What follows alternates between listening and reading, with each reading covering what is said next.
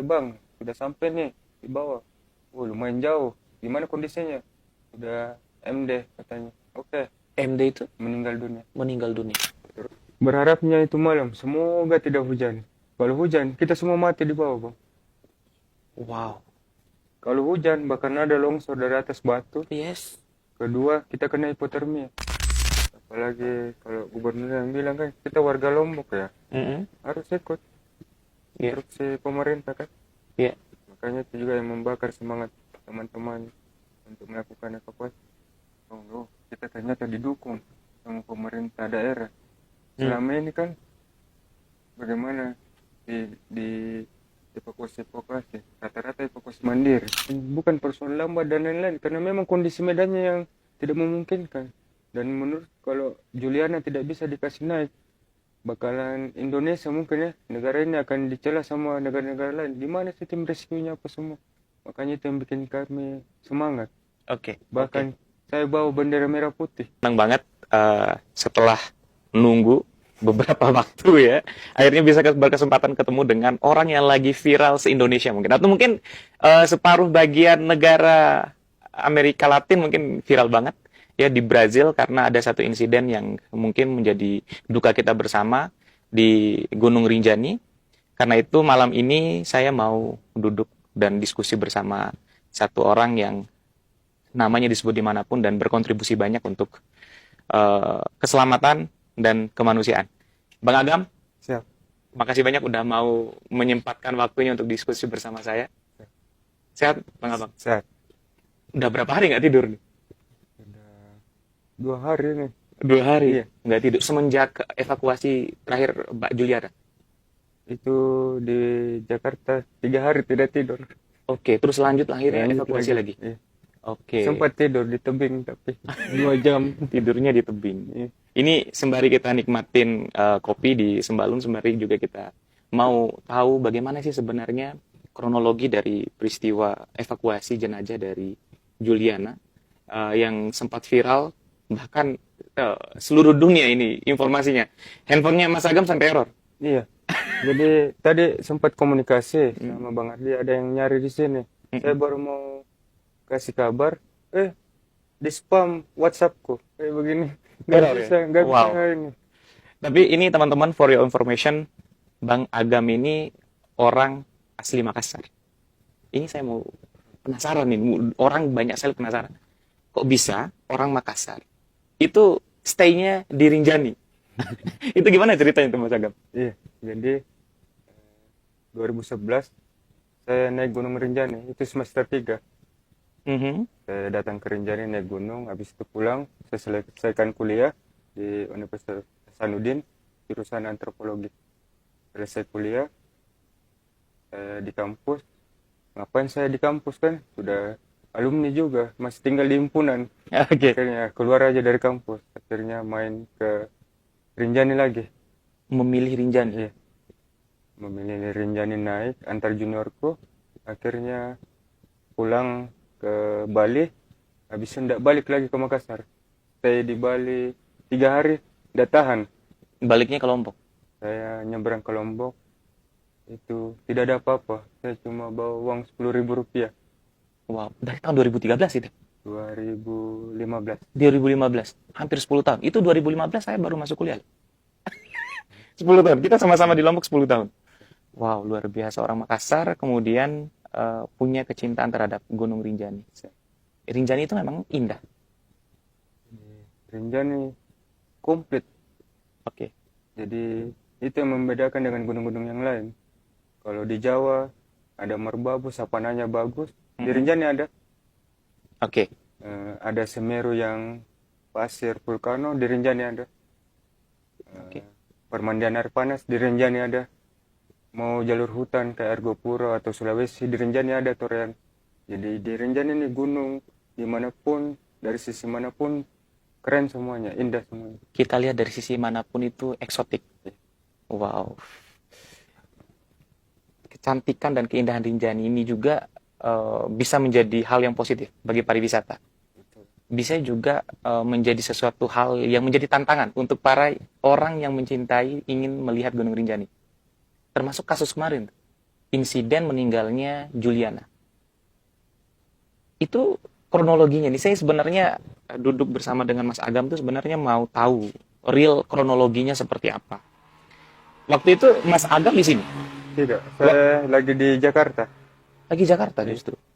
Oke, oke, oke. Jadi kan kemarin ada kegiatan Indofest, dipanggil sama salah satu owner Indofest untuk hadir di sana melihat beberapa brand, beberapa hasil karyanya yang mau ditester di Rinjani.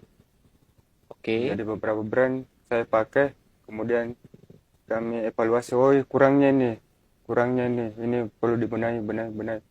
Nah, lanjut saya di sana, ketemu Mas Tio Survival. Ya, ya. Kebetulan mau lanjutkan kegiatannya di Rinjani yang bangun toilet, di Rinjani yang toilet smart, Ya. jadi bantuin di rumahnya. Hmm. Nah, pagi kami dapat buka Instagram kan, lihat tuh, wih ada yang jatuh, yang gambar drone, oh masih hidup. Oke. Nyantai kami masih tetap potong-potong besi apa semua. Mm-mm. Malam lagi kok belum ada kabar ini. Pas jam 7 itu habis makan, oh sudah ketemu Mas Tio, ini orangnya. Oh ketemu ya? Iya. Mulai penasaran, saya coba HT, Mas tembus lagi kalau mungkin HT-nya, saya tembus. Saya diangkat sama Bang Adi, katanya nggak ketemu. Oh yang mana benar berita ini? Oke. Kutanya, kupastikan lagi, oh siapa yang di atas evakuasi? Ada SAR Lombok Timur, dari nomornya anak SAR. Oke, dihubungi. Ya hubungi. Connect di Pelawangan, di Punggungan.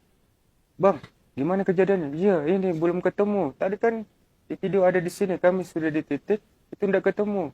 Oke. Akhirnya, aku bilang sama Mas Tio, Mas, persiapan kita, kali aja belum ketemu, kita siap-siap ke sana. Dan nanti dulu, kita urus dulu ini, selesai dulu di sini baru sekalian. Kan tanggal 26 tiketnya. Oke. Karena Lombok. pekerjaannya beda-beda nih. Iya. Hmm. Jadi aku bilang, kalau memang ini saya duluan deh. Nah, jangan dulu, karena besok kita mau ketemu beberapa orang untuk bagaimana menggiring mereka masuk ke Lombok. Termasuk brand-brand ini, Oke. untuk bantu, untuk bagaimana Rinjani yang aman. Bagaimana Rinjani yang safety? Oke. Iya, safety, cara pendakian dan lain-lain. Karena memang konsep itu mau dibangun di Taman Nasional untuk lebih safety. Kami mau bikin pelatihan kepada porter-porter, guide-guide untuk manajemen pendakian yang safety. Oke. Termasuk membangun pengaman-pengaman di jalur torean, di dekat-dekat puncak. Iya. Tapi itu belum terjadi karena rencana tanggal 26 kan. Iya. Berangkatlah kami besoknya ke Bogor, ketemu orang-orang yang memang berhubungan dengan itu. Iya. Tahu-tahu lihat, belum ketemu lagi. Kami koordinasi lagi lewat HT itu. Itu sekitar hari kedua. Hari kedua. Oke. Hari kedua, langsung Mas Tio bilang, yuk balik yuk, ayo ke Lombok. Malamnya kami beli tiket, tidak ada. Dapatnya pesawat besok, paling cepat. Penerbangan Jakarta Lombok. Jakarta Lombok, jam 3.45. Dan kami menunggu dan harus ke Bandung pula. Kami gas mobil ke Bandung dulu, baru ke Jakarta langsung lanjut ke sini. Tapi anehnya di jalan, saya lihat kok HP-ku Banyak notifikasi. banyak notifikasi, yang lihat historinya semakin banyak. Oke. Terus bule semua kan? Kenapa? Bahasa Inggris. Portugis. Bahasa Portugis. Iya, bukan bahasa Inggris. Sekali-kali bahasa Inggris, kok saya dicari nih? Iya, oke. Oke. Dia bilang, itu kenapa kamu tinggalkan orang? Orang siapa? Siapa saya tinggalkan? Nggak ada kan? Wah, tetap kami jalan. Iya. Jadi saya story itu nyanyi-nyanyi di mobil. Oke, masih santai-santai lah waktu itu. Karena Ya. kecepatan tinggi kan, saya kejar pesawat. Ngantuk, jadi saya teriak-teriak di mobil supaya hilang ngantuk. Masuk bandara, ketemu Mas Tio. Checking apa semua barangku ku tinggal di mobil. Saya cuma bawa baju di badan sama alat rescue. Langsung masuk pesawat, Balik ke Lombok. balik ke Lombok. Oke, and then pas waktu nyampe Lombok, Langsung koordinasi sama MAC, Bang Adi. Bang, gimana di atas? Iya, belum, ini. Tapi sejauh sebelumnya di Jakarta, kami sudah pelajari titik jatuhnya. Oh, kemungkinan terberat ada di sini. Bisa saja masih hidup. Saya selalu berpikir, harus kita cepat sana, mungkin masih hidup. mungkin masih hidup. Iya. Soalnya waktu itu memang juga sempat viral ya, itu mulai viral. Di hari kedua itu udah sangat viral banget. Bahkan Gubernur Provinsi Nusa Tenggara Barat pada saat itu memerintahkan 72 jam itu harus ada evakuasi. Bagaimanapun caranya, korban harus selamat. kira-kira berbarengan dengan mungkin waktu Mas Agam melakukan itu pada saat itu. Nah, waktu Mas Agam nyampe Sembalun, itu langsung naik lagi. Iya, jadi sampai Sembalun, kami dari bandara sudah telepon siapkan porter sekitar 6 atau 7 untuk bawa tali tambahan di atas. Kali aja dibutuhkan.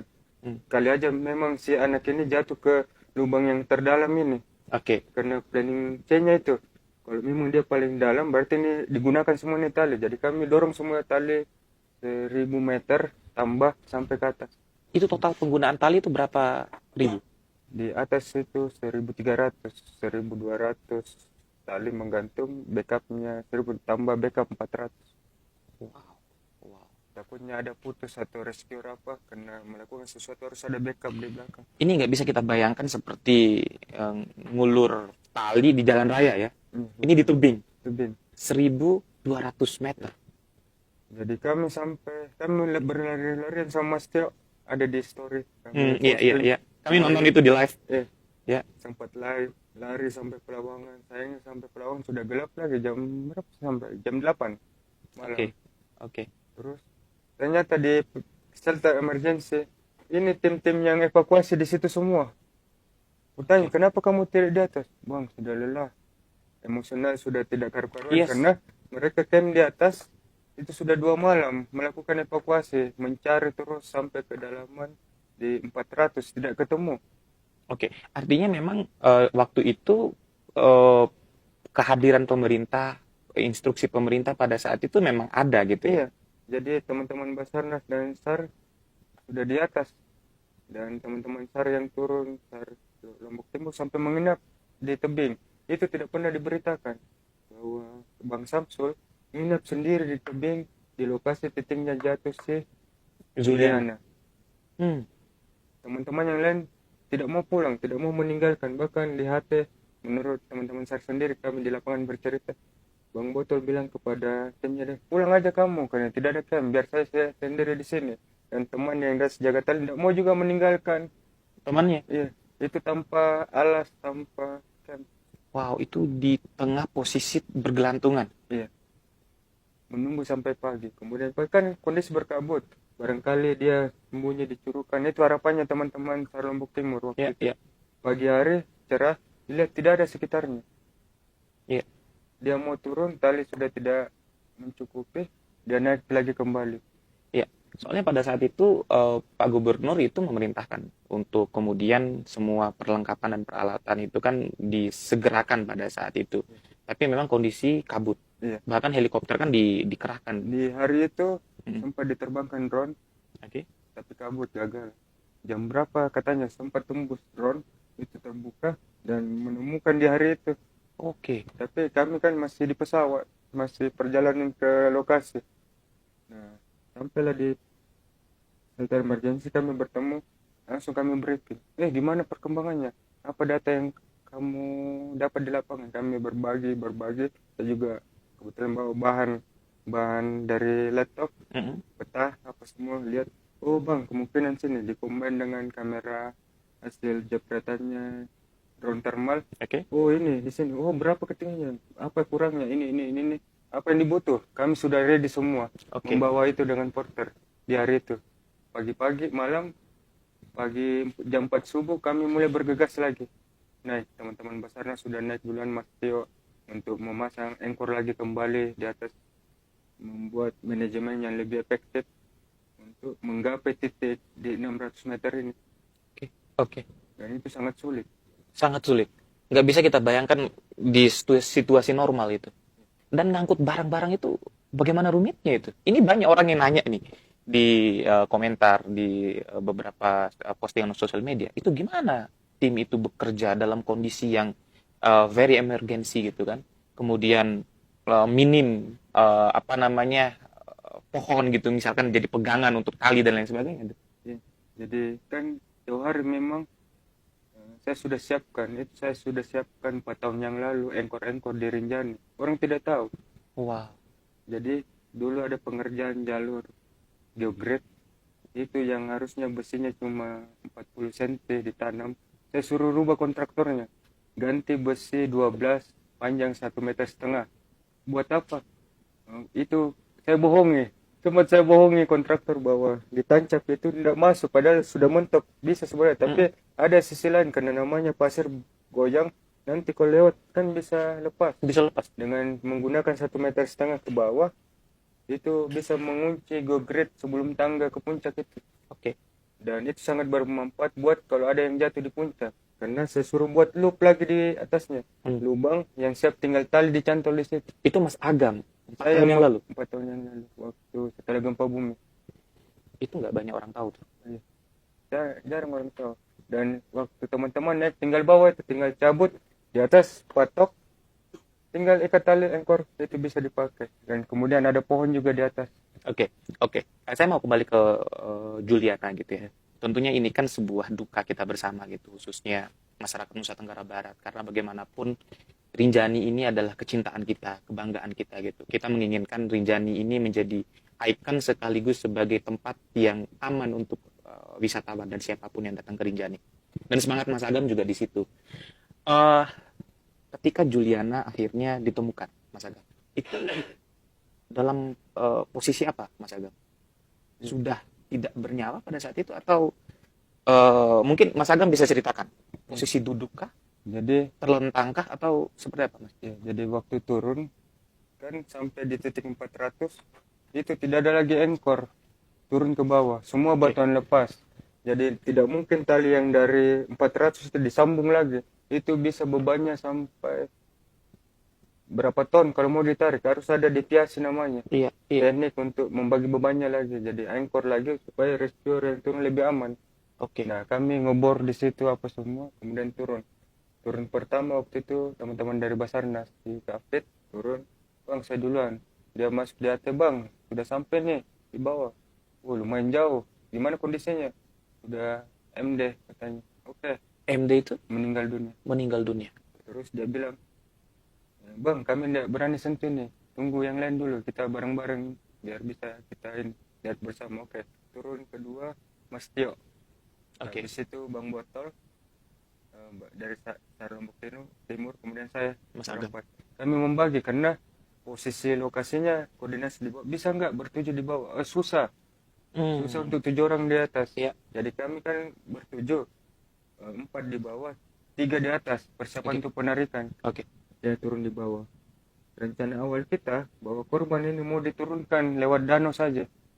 Oke, tidak diangkat ke atas. Iya, karena terlalu jauh. Ternyata di lapangan berbeda. Di lapangan kami melihat masih lebih jauh lagi turun ke danau. Masih sekitar 400-500 meter lagi.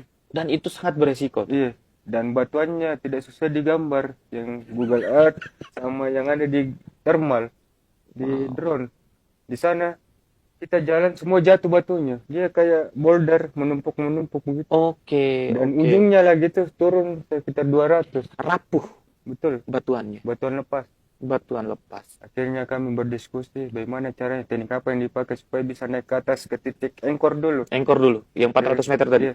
Akhirnya kita hauling naik gantian. Jadi naiklah Bang leader itu Bang Kafit, kemudian Bang Mas Tio, kemudian Botol, dan saya yang temani mayat. Tarik pelan-pelan karena harus ada yang narik, ada yang seimbangkan jenazah si korban. Karena kalau tidak bisa nyangkut. Kami lakukan jam 6 pagi. Dan itu tanpa tidur? Iya, karena kami tiba jam 7 malam. Tiba jam 7 malam di situ, sudah gelap. Posisi tidurnya juga tidak enak, Bang. Jadi kami tidur itu miring begini, posisinya 45 derajat. Jadi kami ngebor batu lagi di bawah. Batu yang gede-gede, yang lebih berat batu dibanding kita kan. Supaya tidak meluncur, karena semuanya batuan lepas. Cari itu yang besar-besar, kemudian kita pasang harness, pasang kostal, tidurlah. Yang bikin sulit karena dingin banget. Nggak ada alas, nggak ada atap. Iya, nggak ada atap. Sleeping bag masuk cuma setengah karena alat semua di sini kan tidak bisa dilepas, nyangkut tali di sini. Jadi sleeping bag masuk udara di dalam sleeping bag. Berharapnya itu malam semoga tidak hujan. Kalau hujan kita semua mati di bawah, Bang. Wow. Kalau hujan bahkan ada longsor dari atas batu. Yes. Kedua kita kena hipotermia. Kita nggak bisa kasih kode untuk ditarik ke atas. Tandu apa? Tenda kami bawa, cuma tidak bisa dipasang kan. Wow, dengan resiko yang sedemikian nih, Mas. Agam, resikonya ini kan nyawa, taruhannya nyawa. Apa yang terbenak dalam pikiran Mas Agam ketika di situasi itu? Kan kalkulasinya kalau hujan meninggal. Apa yang terbayang itu saya nggak bisa bayangkan itu. Paling ya begitulah namanya juga tim rescue bang. Apalagi nih persoalan negara. Wah, bahwa kami lihat di tempat live itu semua komen-komennya itu bahwa tim rescue lambat dan lain-lain. Bukan persoalan lambat dan lain-lain, karena memang kondisi medannya yang tidak memungkinkan. Dan menurut kalau Juliana tidak bisa dikasih naik, bakalan Indonesia mungkin ya, negara ini akan dicela sama negara-negara lain. Di mana sih tim rescue-nya apa semua? Makanya itu yang bikin kami semangat. Oke, Bahkan saya bawa bendera merah putih wah, ke atas. itu membela nama baik bangsa Ya, juga tuh. sebelum kami turun, kami kasih keluar bendera merah putih dan memberikan semangat untuk bakar semangatnya teman-teman karena sudah pada loyo semua, sudah Iya. hari keempat kan. Iya kan yang tidak kalah penting itu adalah tentang bagaimana kerja dari tim ini kan bisa terbangun dengan maksimal sih sebenarnya. Karena bicara tentang evakuasi ini kan pekerjaan langkah yang bukan tanpa risiko. Apa sebenarnya yang membuat tim ini akhirnya bekerja dengan rasa penuh percaya diri gitu. Bahkan resiko personal pun akhirnya dikesampingkan. Kalau saya pribadi bang, itu dari sisi kemanusiaan, Mm-mm. masa orang jatuh tidak dievakuasi kan, Oke. di mana jiwa manusia mau melihat itu. Makanya itu yang membangun saya harus pulang ke Lombok, tolong orang yang masih hidup. Mm. Ternyata meninggal juga. Selain itu di instruksi gubernur juga kan di media, Mm. tolong di evakuasi 72 jam ya. Iya. Itu yang membangun, oh kita ternyata didukung sama pemerintah daerah. Selama ini kan bagaimana di evakuasi rata-rata evakuasi mandiri banyak. Oke. Oke. Tidak diatensi oleh pemerintah. Kali ini kan dapat dukungan penuh dan sampai kami dengar kabar kami di atas helikopter di mana-mana terbang, suaranya kedengaran tapi kami tidak bisa lihat Karena kabut. dan memang di tengah-tengah tebing. Oke. Oke. Dan itu sebenarnya adalah keseriusan kita bersama untuk menyelesaikan persoalan ini dan melakukan evakuasi terhadap Julia. Apalagi kalau gubernur yang bilang kan kita warga Lombok ya, Mm-mm. harus ikut Iya. instruksi pemerintah kan. Iya. Makanya itu juga yang membakar semangat teman-teman untuk melakukan evakuasi. Artinya memang bukan peran pemerintah yang kurang, khususnya pemerintah Provinsi NTB. Yang memang membuat evakuasi menjadi sulit itu adalah medan. Medannya, saya sudah 9 tahun kurang lebih di Rinjani. Berbagai kejadian insiden saya tangani, evakuasi mayat sudah berapa. Ini kejadian paling sulit di antara puluhan-puluhan kasus yang ada evakuasi di Rinjani. Wow. Ingat Agustus 2023 bule Israel yang jatuh dari puncak Iya. 180. Iya. Saya bilang itu sulit. Ini lebih sulit. Lebih jauh lagi. Julia lebih sulit. Lebih sulit. Hmm. Sempat waktu kami naikkan, saya paling terakhir itu hujan batu. Sempat hujan. Jadi hujan air, tiba-tiba berkabut. 3 detik tiba-tiba batu di depan. Jarak pandang 2 longsor. meter. Longsor. Karena teman-teman kan di hauling naik tuh satu-satu. Ada gerakan di atas, batu dari 400 meter itu mengarah ke muka semua. Dan saya sempat tunduk begini. Itu ribuan batu yang besar-besar kayak begini. Saya pilih yang kecil-kecil aja. Jadi yang kecil-kecil kita tangkis saja pakai helm. Yang gede-gede ini dihindari. Ini sampai luka-luka. Wow. Kaki apa kena batu berapa Wow. kali. Wow. Wow. Ini bertaruh nyawa ya demi kebanggaan bangsa. Luar biasa. NKRI harga mati, Bu. NKRI harga mati. Cara kita berjuang itu berbeda-beda toh. Tapi yang paling penting adalah bagaimana kita memastikan nama baik bangsa kita. Karena ini isu internasional. Gitu loh. Kan komenan di komenan ya. Pakai bahasa Inggris kan, pakai bahasa Portugis kan. Selalu bilang bahwa safety emergency-nya itu kurang, rescue-nya itu kurang profesional. Medan Rinjani itu tidak semudah yang kita bayangkan. Bukan kaleng-kaleng. evakuasinya. Bukan kaleng-kaleng. Iya. Dan ketika jenazah Julia diangkat ke atas. Iya. Jadi kami packing itu jam 6. Jadi Hmm. kondisinya packing jam 6 apa semua. Kami mulai hauling naik ke atas sampai di atas itu dari jam 6 sampai jam 3. 3 lewat berapa begitu. Wow, Berapa jam kami harus menggantung, Bang. 9 jam.